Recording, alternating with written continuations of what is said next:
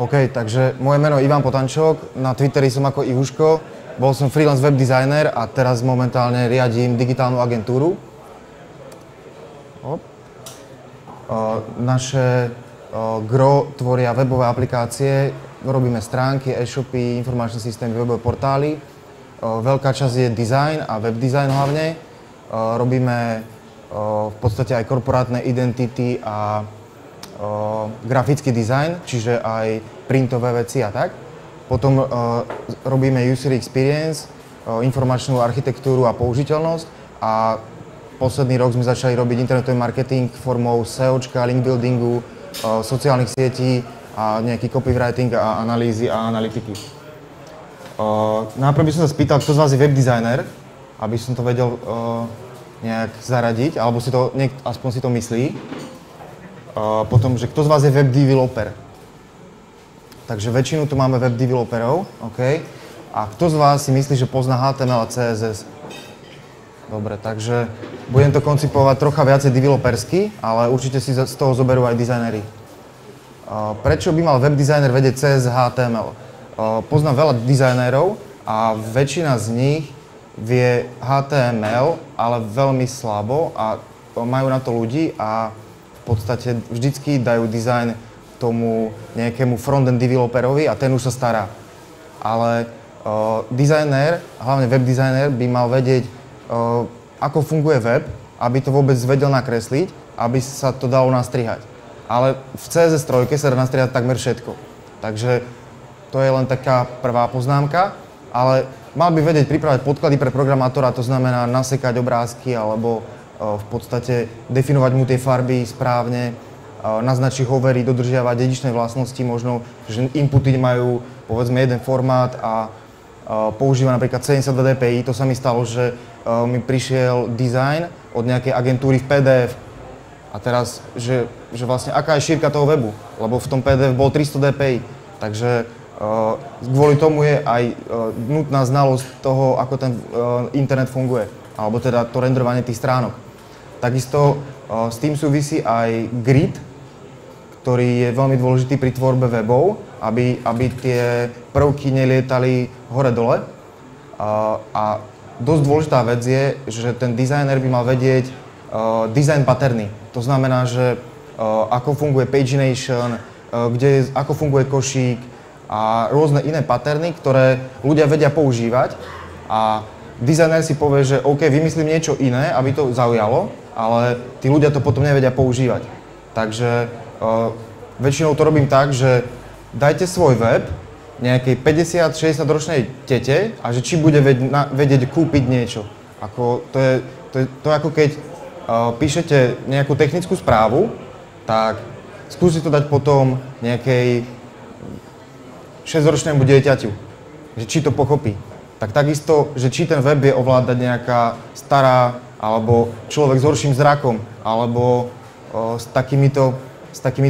musíte počítať s takýmito možnosťami, že to dopadne inak, ako ste mysleli v dizajne. Čo by mal vedieť web designer? V prvom rade je to software. Ja používam Photoshop, ale videl som už ľudí dávať brutal dizajny aj v Coreli alebo v Gimpe. Aj v Illustrátore sa dá robiť dizajn, dokonca vo Fireworkse, ten je na to dokonca stvorený. Niektorí dizajnéri robia vo Flashi a určite je dobrá znalosť nejakého prototypovacieho nástroja. Ja som uviedol Axure, RP. Potom mal by vedieť možnosti a úskolia prehľadačov. To znamená, že keď niečo nakreslím, tak potom, keď to niekto nakódi, tak si to otestujem v tých prehľadačoch všetkých, aby som videl, že či sa zobrazil ten dizajn, ktorý som ja nakreslil správne vo všetkých týchto prehľadačoch. A mala by tam byť tá spätná kontrola. Takisto ďalšími vecami, ktoré by mal určite vedieť, je, ako sa renderujú písma, mal by mať poznatky z usability a user experience a táto prednáška je o tom, že prečo by mal vedieť HTML a CSS.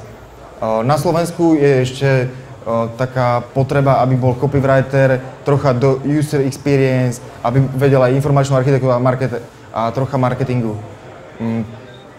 V podstate štandardný postup je, máme nejaké wireframes alebo predstavu klienta, môže to byť vo Worde, môže to byť v PowerPointe, môže to byť na papieri. V ideálnom prípade to je v nejakom Axure alebo Fireworkse, v nejakom PNGčku nejaké obrázky máme nakreslené. Potom sa robí design. Klasicky sa to robí buď vo Photoshope, väčšina dizajnov sa robí vo Photoshope a výstup je PSD. A potom príde na rad vlastne programovanie šablón, to väčšinou robí frontend developer a robí to v HTML, CSS. Mne sa toto nepáči a skúsim to inak. Čiže začnem robiť wireframes a robím rovno v HTML-ku. To znamená, že si celú tú štruktúru a formu určím v HTML. Potom robím design a v podstate to už môžem robiť priamo rovno v CSS. Alebo druhá možnosť je, že mám wireframes v HTML-ku, zadefinujem si celú štruktúru a content a potom vytvorím PSDčko a určím si tým look and feel celého webu. To znamená, že dá sa vychádzať z tej úvodnej stránky, ukážem to klientovi, odsúhlasí, že či ide dobrým smerom a potom urobím podstránky, ale tie už robím na základe toho PSDčka v HTML-ku a v CSS-ku. A ušetrím tým dosť veľa času. Doteraz sa to tak veľmi nedalo robiť, lebo väčšina vecí musela byť ako obrázok. To znamená backgroundy, gradienty, shadowy, všetko to muselo byť vždycky nakreslené, aby sa to dalo dať do HTML a CSS. Teraz máme nové technológie, ktoré majoritné prehľadače už podporujú, okrem IEčka, lebo tam sú ešte niektoré veci, ktoré samozrejme musíme si počkať. No a v podstate máme možnosti robiť oblé rohy, gradienty, background size a zarovnanie tých backgroundov, viaceré backgroundy v jednom divku napríklad. Potom máme rôzne, môžeme používať rôzne fonty, nemusíme používať obrázky a na to slúžia buď Typekit od Adobe alebo Fontface, to tiež není až tak podporované. Potom sú javascriptové veci, ktoré to akože riešia ako Cifra a Cufon alebo Google Fonts. Pozor s tými Google Fonts, aj keď má tento Google Fonts slovenské znaky, aj na webe si to pozriete a je tam č, š, ž, tak na iPade sa napríklad zobrazujú nesprávne. Takže za to radšej používam napríklad ten Typekit alebo ten Cufon. Takže aj keď je to od Google, je to garantované, že to pôjde na všetkých prehľadačoch, načíta sa to pomerne rýchlo, tak vynedruje sa to takisto rýchlo, dá sa to označovať a prúser je, že to proste nemá č. Alebo robili sme jednu českú stránku a nebolo tam SH, ale ten človek mal v logu SH, takže sme museli zase prejsť na nejakú inú technológiu ako Google Fonts. Takisto... Ale nesúhlasil Fontface, čo je ten zápis z CSS-ku, to podpora je od IE5, tuším. Tá je podpora veľmi dobrá práve. Tá je dobrá, ale stretol som sa s tým, že to zle rendrovalo na niektorých zariadeniach. Takže ja to moc neodporúčam. Zápis toho pravidla je niekoľko doporučení na ten najlepší, treba iba nájsť. Takže určite je to ďalšia cesta, takže dúfajme, že podpora bude čoraz väčšia.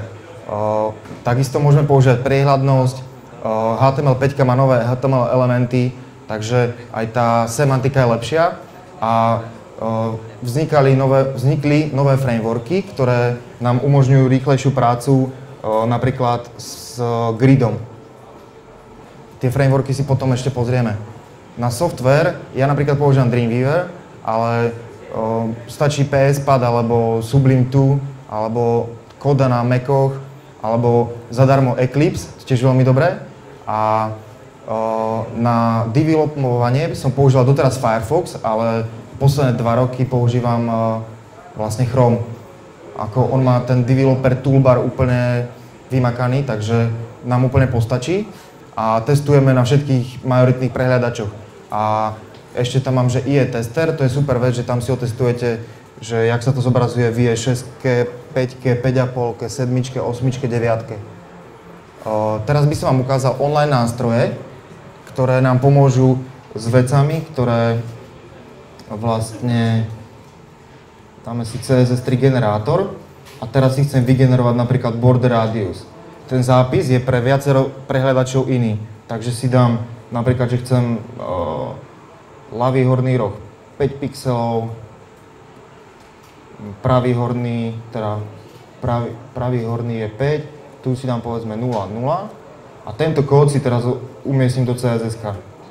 Že že online tool, je to veľmi rýchle a viem si vygenerovať v podstate všetko. Napríklad box shadow, dám si horizontál len 0, tu si dám 0, blue radius si dám povedzme 2, spread si dám 0 a môžem si nastaviť buď hexafarbu alebo RGBA, takže si dám hex napríklad a dám si CCC, to je šedá a teraz vlastne už mám vygenerovaný kód.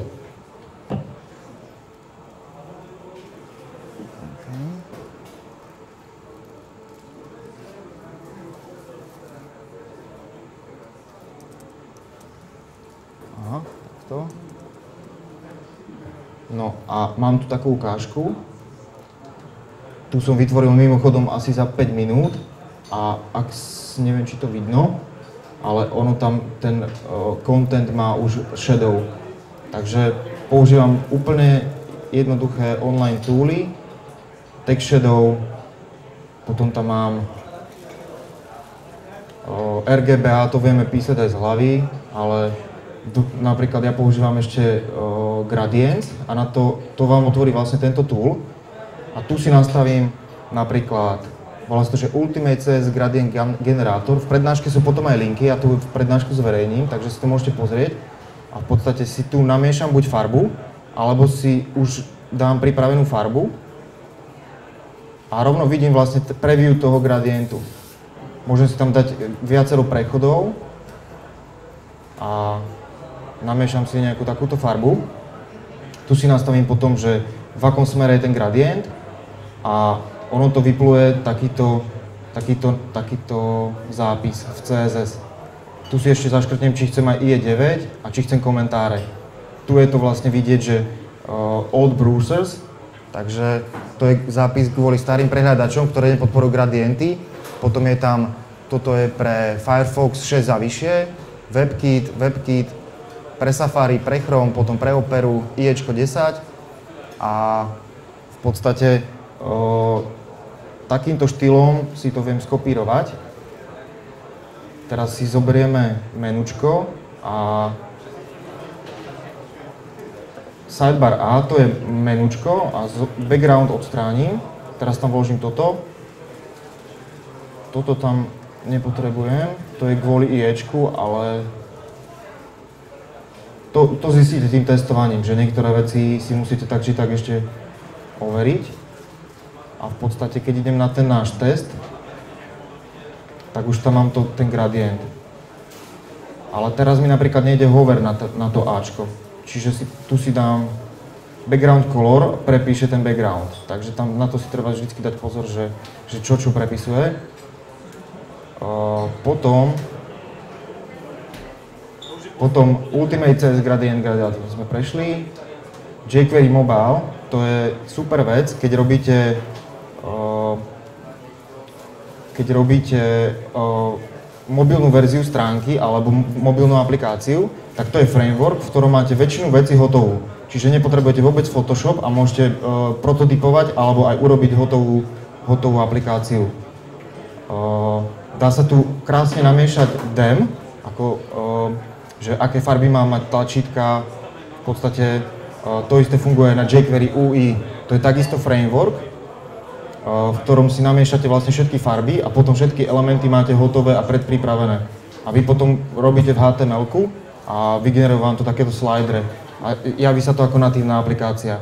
Čiže toto je framework, ktorý určite treba skúsiť. A všetko sa tam dá robiť bez preloadu. Načítate si všetok obsah dopredu a potom cez Ajax si to môžete ešte doplňať. Potom jQuery UI, to je ďalšia vec. Je to troška väčšie, je to asi 100 KB, ale sú tam hotové vlastne patterny dizajnové, ktoré sa často používajú. Color pickere, výber dátumu, potom rôzne slidere, takisto všetky formulárové prvky, potom sú tam všetky dôležité ikony a rovno aj v buttonoch sa dajú používať. A takisto nepotrebujete Photoshop a spravíte si vlastne komplet web Potom vám ukážem príklady, že jak to môže dopadnúť. Sú tam rôzne widgety, napríklad tento akordeón. A vlastne vyberiete si DEM, ktorú chcete a potom môžete používať všetky tieto veci, ktoré podporuje to UIčko. Takže je veľa takýchto hotových vecí, ktoré potom vy iba budete skladať dokopy a tým si spravíte celý web alebo aplikáciu. Pre programátorov odporúčam používať napríklad Color Scheme Designer alebo Cooler Adobe. A to je zase na to, aby ste, neviem, moji programátori napríklad majú problém, že oni nevedia trafiť dve farby, že vyzerá to úplne zle. Takže keď idú cez ten Adobe Cooler napríklad, tak tam sa nemôže stať, že by tá color schéma nebola, že by bola nejaká zlá. Toto je ten prvý a tu si vlastne dám, že čo viem, chcem 3 farby a vyberiem si, že základ v logu má typek fialovú, tak mi to hodí hneď 2 farby plus ešte aj ďalšie odtiene, ktoré môžem používať. A vlastne tým pádom, keď použijem tieto farby, ktoré sú tu, tak proste to nemôže vyzerať zle. A môžem si potom posúvať aj tie ďalšie doplnkové farby. Takže je to super vec. A tí programátori fakt majú problém zladiť 2 farby. Takže kvôli tomu to hovorím. A tu sú hotové palety. Toto sú častokrát aj z webov, ktoré už sú hotové v praxi, tak sú z nich urobené palety. A v podstate dá sa veľmi dobre inšpirovať. Ďalšími frameworky. Ja som na tej ukážke použil CSS Reset od Mayera, ktorý je, Erik Mayer je jeden z uznávaných dizajnérov a on spravil vlastne CSS Reset, ktorom vám vynuluje všetky vlastne zlé vlastnosti, ktoré majú prehliadače. Ten reset začína tu a vynuluje vlastne všetky značky, všetky paddingy, všetky marginy, tabulky, nastaví tak, aby mali vlastne tuto končí, aby ste to vedeli štýlovať vlastne od nuly a vo všetkých prehľadačoch to vyzeralo rovnako. Ďalším je CSS Grid. Vy si môžete vybrať, akom gride to budete robiť. Väčšinou, keď robíte na 1024 optimalizáciu, tak musíte mať aspoň 20 pixelov po bokoch, aby ste nemali napríklad na iPade nalepený content na tom boku. Takže keď si odrátame tých 20 a 20, tak nám vyjde nejakých buď 980 alebo 960 a v podstate pracujete v nejakom gride. A vlastne tento 960 grid je super v tom, že máte tam rovno spravené tie kolumny, alebo po slovensky nejaké boxy, neviem, stĺpce a vlastne môžete v tom jednoduchšie potom spracovať ten layout. Ďalšou vecou, super vec, je Bootstrap. Ak to nepoznáte, tak to si určite otvorte. To je od Twitteru, už je teraz verzia 2 a v podstate rieši to všetky problémy, ktoré vás napadnú. To znamená grid, buttony, formuláre. Má to základné CSS, čiže si to potom vždycky môžete doštýlovať. A napríklad formy. No a tu sú hotové formy, čiže vy v podstate si veľmi rýchlo viete naklikať prototyp stránky a ukázať ju klientovi napríklad. Že v podstate nemusíte kresliť zbytočne wireframey v nejakom prototypovacom nástroji, ale rovno budete písať vlastne HTML-ko a CSS-ka už sú hotové. Čiže keď použijete správny zápis, napríklad button klásu, tak vám to hodí automaticky pekný button, ktorý má ešte aj hover. A keď použijete napríklad primary, tak to je call to action a má pekný modrý button. Keď na neho nabehnem, tak sa mi zmení farba. Takisto success warning a tak ďalej. Čiže vyskladáte veľmi rýchlo tlačítka a takisto to má v sebe ikony. Takže nemusíte hľadať veľa ikón alebo zlaďovať viacero ikón, ale mať celý set, ktorý sa dá ľahko používať. Potom má to v sebe komponenty, a plus to má aj pluginy. Môžete používať takisto Les, to je na zrýchlený zápis CSS, že to je vlastne uľahčenie ešte viac ako CSS.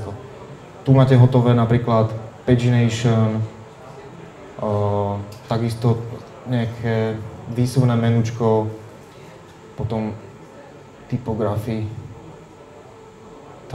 thumbnaily, Že nemusíte v dizajnoch používať nejaké placeholdere typu nejaký obrázok kamaráta, čo je na Facebooku, tak ho tam šupnem, ale dáte tam napíšete iba img, dáte tam ten správny zápis a zobrazí vám to, v podstate tu je ten zápis, že placehold it 280 na 180 a rovno vám to hodí obrázok. Potom ešte je taký, že Lorem image generátor a ten vám vygeneruje rovno z Google stiahne obrázky, napríklad si dáte, že hoď mi obrázky z architektúry a 100 na 100 a on vám hodí random obrázky do toho dizajnu. Čiže nepotrebujete tie placeholdere. Takže to by boli tieto typy. Potom tie color scheme generátory som spomínal, hotové šablóny a hotové UI prvky. Je strašne veľa dizajnérov, ktorí si dajú PSDčko a dajú vám ešte aj HTMLko, len za to, aby ste si pozreli ich stránku a väčšinou je to zdarma. Čiže vy môžete použiť hotové veci, hotové komponenty a vy si viete vyskladať tie veci. Ale dajte tam určite dačo zo seba, ale keď sa budete držať tých komponent a hotových prvkov, tak nemáte väčšinou čo pokaziť. Potom teraz asi pred 2 dňami spustili český taký mladý kolektív, startupisti, projekt, ktorý je CSS Piffle a oni majú vlastne tool, ktorý vie z Photoshopu vygenerovať CSS-ko priamo, že si označíte nejaký button a ono to vygeneruje CSS-ko. Že robili to ako plugin do Photoshopu a za jeden deň mali $8,000. Čiže slušne. Takže tak by sa to malo robiť. A teraz pracujú na takej verzii, že vlastne budete mať rovno v online tool, ktorým budete generovať vlastne design. Výhody, prečo robiť design v HTML editore, je to, že je to rýchle. V podstate odľahčíte frontend developera a takisto aj ten dizajn sa rýchlejšie frká, keď tam máte hotové tie prvky a iba to naskladáte. Potom reakcie na zmeny. Keď vám povie nejaký váš klient, že chce zmeniť font na 10 PSDčkách, tak to trvá dlho. Ale keď vy to máte v HTML a v CSS-ku od začiatku, tak vy zmeníte jeden riadok a zmení to všetky fonty. Hneď mám nasaditeľné hotové riešenie, v podstate hneď mám na začiatku prototyp. Že začnem klikať, dám si tam obsah, spravím si CSS-ko a už to môžem ukázať klientovi. Väčšinou to robím aj na FTPčku a pošlem mu len link. A vlastne on vidí na druhý deň, že sa už robí s tým webom. A nie, že on čaká mesiac na dizajn, potom neviem, prečo sa to preťahlo na mesiac a pol a potom sa to ešte kódi dlho. Proste je to rýchle. A ďalšou výhodou je, že vy v podstate skladáte obsah a ten vám určí formu. Že nerobíte najprv, že dizajner bude kresliť mesiac dizajny a dá tam lorem ipsum text a nakoniec to skončí tak, že ten text tam bude iný, kratší, bude inak štrukturovaný a nebude ten dizajn vyzerať dobre. Ak začnete tým, že spravíte si najprv content a tú štruktúru, tú formu, tak potom vám dizajn vyplynie z toho contentu. A takisto budete to udržiavať na tom, že to, čo tam má byť, tam bude. To je to simplicity. Že vlastne nebudem tam dávať teraz také tlačítko, dám tam ešte sociálny plugin nejaký a potom ešte by sa tam zišlo nejaký veľký text, tam chcem ešte niečo, aby mi tam blikalo a v podstate, aby to nebolo to, že aby to robilo to, čo to má. A ďalšou výhodou je, že nemusíte kresliť toľko vo Photoshope. Nevýhody to má také, že nie je to také pekné ako v PSD. To vám ukážem potom príklady. Skicovanie a skúšanie farieb nie je také rýchle. V podstate musíte mať nejakú predstavu. Keď budete mať predstavu a možno nejaké farby, možno cez ten scheme generátor, tak zistíte, že OK, chcem ísť do týchto farieb, budem si skúšať nejaké veci a môžete to robiť v tom HTML-ku.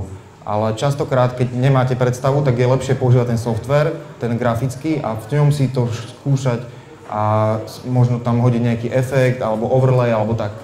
No a ďalšou nevýhodou, čo považujem dosť za veľkú nevýhodu, je, že práca s obrázkami v CSS-ku nie je taká ako v editore. To znamená, že tam nespravíte nejaké reversy a nespravíte si tam nejaké masky a podobné veci, ale to už je proste, s tým si neporadíme, takže musíme otvoriť ten Photoshop. No a dekoračné prvky takisto, že stiahnem si nejaké braše, alebo si vytvorím nejaké braše, alebo keď si robím nejakú dekoračnú vec, možno nejaký header, tak ten si spravím v tom Photoshope. Ale ostatné veci môžem robiť v tom HTML editore. Dobre, takže idem teraz na ukážky. Napríklad toto sa kreslilo tak, že najprv bola úvodná stránka vo Photoshope, tá sa potom prekreslila do HTML-ka a v podstate toto už bolo čisto v HTML-ku. To znamená, že už mám štruktúru farby, typografiu určenú a už vychádzam z toho, že čo tam vlastne má byť. A v podstate beží to na nejakom FTP-ku, mám tam PHPčko a napríklad header si tam loadujem v PHPčku, aby sa mi na všetkých stránkach zobrazil ten istý header. Takže menšia znalosť PHPčka a tiež sa to dá zvládať. Toto je teraz vlastne rozrobený dizajn Zdravie.sk a tam vlastne tiež bolo na začiatku PSDčko, potom sa spravilo HTMLko a vlastne teraz mi to tu nejak napruje. Mám tam takú pomocnú linku, no ale vlastne formulárové prvky, podstránky vlastne už sú robené v HTMLku a vychádzam z toho dizajnu tej úvodnej stránky. A vlastne nemusím kresliť, ja neviem, pri takomto portáli je možno 20 screenov. No a menšia zmena potom ovplyvní všetky ďalšie screeny, ale v CSS-ku sa to dá krásne dediť, takže mi to ovplyvní všetky podstránky. Potom ďalší príklad, toto robíme webovú aplikáciu pre nábytok a tu sa vlastne dajú preťahovať ako nábytky. Toto je zatiaľ iba prototyp, ale v podstate tiež je to, tieto ikony sú z toho UIčka jQuery UI, rovno tam máte všetky ikony, čiže sme nemuseli riešiť ikony a je to free na ľubovoľné spracovanie. Potom tu si môžem, toto má aj nejaký JavaScript, ale v podstate vyskladám si tu interiér. Takže tu mám potom ďalšie stránky. Je to, zatiaľ to nie je nejaké extra dizajnové, ale v podstate chceli sme, aby vystúpili tie hotové interiéry. Takže tam v podstate je to webová aplikácia, čiže snažili sme sa to tlačiť, aby to bolo aby tam nevystúpali zbytočne tie prvky a aby to vyzeralo ako aplikácia. Môžete si tu, toto vlastne všetko bolo robené v HTML-ku. Tu nebol ani prvý návrh vlastne v Photoshope. Aha. Čiže toto bude služba, ktorú teraz za chvíľu budeme spúšťať. To potom môžeme dať link niekde. Čiže neviem, či to vidieť na tom projektore, ale v podstate je to také v šedobielej grafike, takej, není to moc výrazné, ale v podstate tie interiéry by mali z toho vystupovať. Potom napríklad aj moja stránka, teda naša stránka, je robená čisto v HTML-ku, ale v podstate tiež ide vlastne od tej referencie. Máme tu pekné obrázky a teraz vlastne celé to je responsive, čiže keď to zmenšujem, čiže na mobile to vidím potom takto nejak, keď si to otvorím. Čiže v podstate není dôležité možno až tak, že aký tam je gradient, že koľko má layerov a neviem čo, ale že ako to funguje a jak sa to prehliada v tých mobilných zariadeniach a všetkých stránkach. Takže skôr by som sa sústreďoval na to, akú to má formu, aký tam je content a potom na nejaké také doplnky, ktoré tomu ešte dodajú nejaké veci. Že v podstate toto je normálna prezentácia, ktorá je na úrovni a vôbec nebol otvorený Photoshop. V podstate iba to logo bolo exportované z Illustratora. Takže presadzujem takúto formu. Neviem, či so mnou súhlasíte a môžeme začať nejakú diskusiu, ak by ste mali nejaké otázky. Je to super na prototypovanie, na to HTML-ko s CSS-kom. Je to rýchle, môžete to skúsiť a keby ste mali nejaké otázky, tak ma kontaktujte na nejakých Twitteroch. Okay. Takže nejaké otázky? Ja by som sa chcel opýtať v podstate, že či máte skúsenosti s nejakým možno dizajnom komplikovanejším webom, kde boli také rôzne množstvo detailov, tam bola nejaká lavička, obsah a tak ďalej. A v podstate ako to vychádza časovo, koľko času respektíve nie na takých, lebo mne sa dá niektoré tie ukážky tak ako čisto, že fajn, na týchto to funguje, ale veľa webov má množstvo detailov rôznych, ktoré vyžadujú ten Photoshop a potom to prepínanie Photoshop nakreslí a zase to nakoniť a zase nakreslí a zase nakoniť a stále takto, tak sa mi to nezdá moc efektívne. Jasné. Dobrá otázka. Takže my máme projekty, ktoré sú, že webové aplikácie napríklad a tam sa sústredíme na to, že na tlačítka, použiteľnosť, v podstate to rozvrhnutie a tie pozície a potom ako sa to rýchlo ovláda a nesústredíme sa až tak na tie detaily. A potom sú klienti, ktorým sa robí všetko vo Photoshope, alebo robíme teraz iPad aplikáciu a tam sa kreslia všetky, každý jeden screen, aj každý pop-up, aj všetko sa kreslí vo Photoshope a tam to už sa nedá. Tam to proste robíme na pixel perfect, že tam na tom retina displeji proste vidno každý detail, takže tam v podstate riešime teraz 4 rozlíšenia, landscape, orientation, že niekedy sa tomu Photoshopu fakt nevyhneme. Takže je to na zváženie vždycky podľa toho, aký je to projekt. Takže dá sa aj tak, aj tak. Dobre, tak to je asi všetko.